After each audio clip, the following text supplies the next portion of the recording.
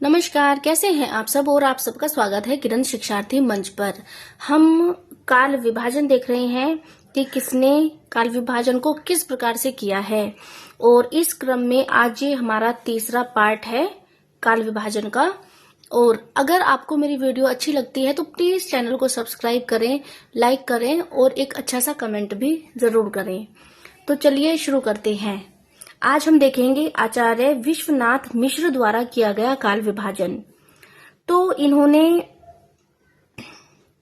हिंदी साहित्य के इतिहास को 4 भागों में विभाजित किया है, जिसमें है आदिकाल विक्रमी संवत 1000 से विक्रमी संवत 1400। दूसरा है पूर्व मध्यकाल या भक्तिकाल विक्रमी संवत 1400 से विक्रमी संवत 1700। उत्तर मध्य या श्रृंगार काल विक्रमी संवत 1700 से विक्रमी संवत 1900। आधुनिक काल या गद्य काल विक्रमी संवत 1900 से लगातार। यह जो काल विभाजन है यह है आचार्य विश्वनाथ प्रसाद मिश्र द्वारा किया गया काल विभाजन। अब देखते हैं डॉक्टर नगेंद्र को।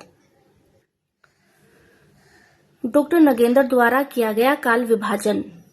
रचना कौन सी है डॉक्टर नगेंद्र की? हिंदी साहित्य का इतिहास।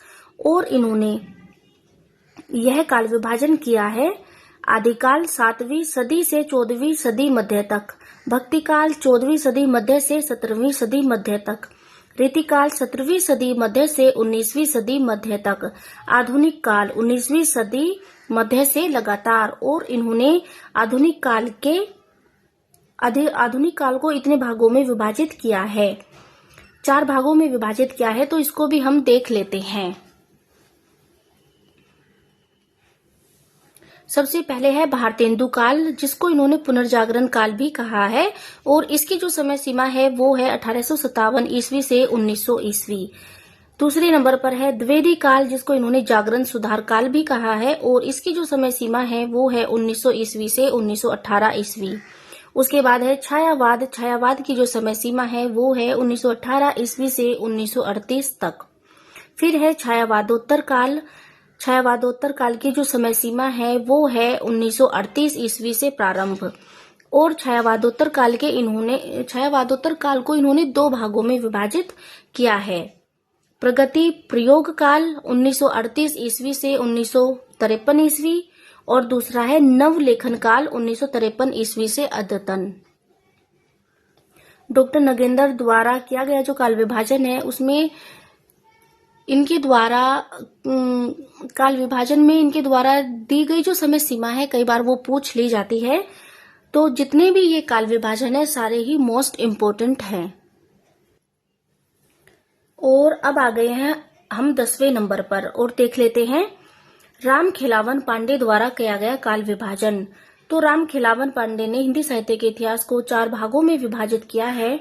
चलिए देख लेते हैं। संक्रमण काल 1000 ईस्वी से 1400 ईस्वी, संयोजन काल 1401 ईस्वी से 1600 ईस्वी, संवर्धन काल 1601 ईस्वी से 1800 ईस्वी, संचयन काल 1801 ईस्वी से 1900 ईस्वी।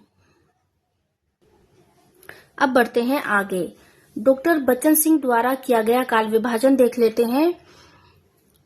तो इन्होंने हिंदी साहित्य के इतिहास को 4 भागों में विभाजित किया है। चलिए देख लेते हैं। अपभ्रंश काल समय सीमा का उल्लेख नहीं किया है। इन्होंने जो अपभ्रंश काल नाम दिया है लेकिन इसमें इन्होंने समय सीमा का कोई उल्लेख नहीं किया है। फिर है भक्ति काल 1400 ईस्वी से 1650 ईस्वी, रीतिकाल 1650 ईस्वी से 1857 ईस्वी।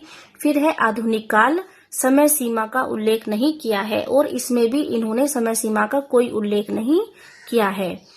अब देख लेते हैं आगे। डॉक्टर बच्चन सिंह ने आधुनिक हिंदी साहित्य का इतिहास 1978 ईस्वी में आधुनिक काल का उपविभाजन निम्नानुसार किया है। इनकी जो बुक है आधुनिक हिंदी साहित्य का इतिहास में इन्होंने आधुनिक काल का उपविभाजन किया है, जो कि दिया यहाँ पर मैंने लिखा हुआ है। चलिए इसको देख लेते हैं। सबसे पहले है पुनर्जागरण काल 1857 ईस्वी से 1900 ईस्वी। फिर है पूर्व स्वच्छंदता काल 1900 ईस्वी से 1920 ईस्वी। फिर है स्वच्छंदता वाद काल 1920 ईस्वी से 1940 ईस्वी। और फिर है उत्तर स्वच्छंदतावाद काल 1940 से लगातार। और उत्तर स्वच्छंदतावाद काल के स्वच्छंदता काल को इन्होंने 3 भागों में विभाजित किया है, जो कि है पहला दशक प्रगति और स्वतंत्रता का द्वंद्व, दूसरा दशक संतुलन की खोज और आधुनिकता, तीसरा दशक आधुनिकता बोध की रचनाएं। और अब देख लेते हैं आचार्य रामस्वरूप चतुर्वेदी द्वारा किया गया काल विभाजन। इन्होंने हिंदी साहित्य के इतिहास को 4 भागों में विभाजित किया है। पहला है आदिकाल वीरगाथा काल 1000 ईस्वी से 1350 ईस्वी, पूर्व मध्यकाल भक्ति काल 1350 ईस्वी से 1650 ईस्वी, उत्तर मध्यकाल रीति काल 1650 ईस्वी से 1850 ईस्वी, आधुनिक काल गद्य काल 1850 ईस्वी से लगातार। और अब देख लेते हैं श्याम सुंदर दास को। श्याम सुंदर दास द्वारा किया गया काल विभाजन। तो इन्होंने भी हिंदी साहित्य के इतिहास को 4 भागों में विभाजित किया है। पहला है आदि युग। इन्होंने आदिकाल नहीं कहा, इन्होंने आदि युग कहा है या वीरकाल कहा है। विक्रमी संवत 1050 से विक्रमी संवत 1400 पूर्व मध्य युग। भक्ति काल को इन्होंने पूर्व मध्य युग कहा है। विक्रमी संवत 1400 से विक्रमी संवत 1700 उत्तर मध्य युग रीतिकाल। विक्रमी संवत 1700 से विक्रमी संवत 1900 आधुनिक युग नवीन विकास काल। विक्रमी संवत 1900 से लगातार। यह जो हम अलग अलग रचनाकारों के द्वारा जो काल विभाजन देख रहे हैं, उन्हें देखने का मतलब ये है कि किसने आदिकाल को क्या नाम दिया, किसने रीतिकाल को क्या नाम दिया, किसने आधुनिक काल को क्या कहा और कितने भागों में उसको विभाजित किया है। क्योंकि परीक्षा में ऐसे प्रश्न बन जाते हैं कि किसने आदिकाल को कौन सा नाम दिया है। तो अब देख लेते हैं मोहन अवस्थी द्वारा किया गया काल विभाजन। मोहन अवस्थी ने हिंदी साहित्य के इतिहास को 4 भागों में विभाजित किया है, जो कि पहला है आधार काल 700 ईस्वी से 1400 ईस्वी, भक्ति काल 1400 ईस्वी से 1600 ईस्वी, रीति काल 1600 ईस्वी से 1857 ईस्वी, विद्रोह काल 1857 से लगातार।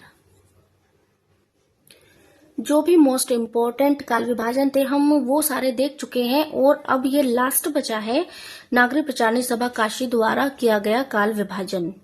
चलिए इसको भी देख लेते हैं। आदिकाल वीरगाथा काल विक्रमी संवत 1050 से 1375 विक्रमी संवत। तो इसका जो हम ईस्वी सन बनाएंगे वो बनेगा 993 ईस्वी से 1318 ईस्वी। फिर है पूर्व मध्यकाल भक्ति काल विक्रमी संवत 1375 से 1700 और इसका जो ईस्वी सन बनाएंगे वो बनेगा 1318 ईस्वी 1643 ईस्वी। उत्तर मध्यकाल रीतिकाल विक्रमी संवत 1700 से 1900 और इसका ईस्वी सन बनेगा 1643 से 1843 ईस्वी। और फिर है संक्रांति काल। आधुनिक काल और रीतिकाल के बाद में कुछ समय ऐसा आता है जिसे संक्रांतिक काल कहा गया है उसे। तो इसकी जो समय सीमा मानी है वो मानी है 1843 से 1857 ईस्वी। भारतेंदु युग के पहले का जो समय है वो संक्रांति काल कहलाता है। तो अब देख लेते हैं आधुनिक काल का जो विभाजन हुआ है वो कितने भागों में हुआ है। तो 9 भागों में हुआ है। तो सबसे पहले आता है भारतेंदु युग 1857 ईस्वी से 1900 ईस्वी। फिर आता है द्विवेदी युग 1900 ईस्वी से 1918 ईस्वी। फिर आता है छायावाद 1918 ईस्वी से 1936 ईस्वी। फिर आता है प्रगतिवाद 1936 ईस्वी से 1943 ईस्वी। फिर आता है प्रयोगवाद 1943 ईस्वी से 1952 ईस्वी। नई कविता 1952 ईस्वी से 1960 ईस्वी। साठोत्तरी कविता 1960 ईस्वी से 1990 ईस्वी। समकालीन कविता 1990 से 2000 ईस्वी। अद्यतन कविता 2000 ईस्वी से लगातार।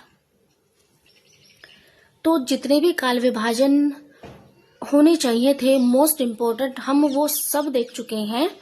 और अगली क्लास में हम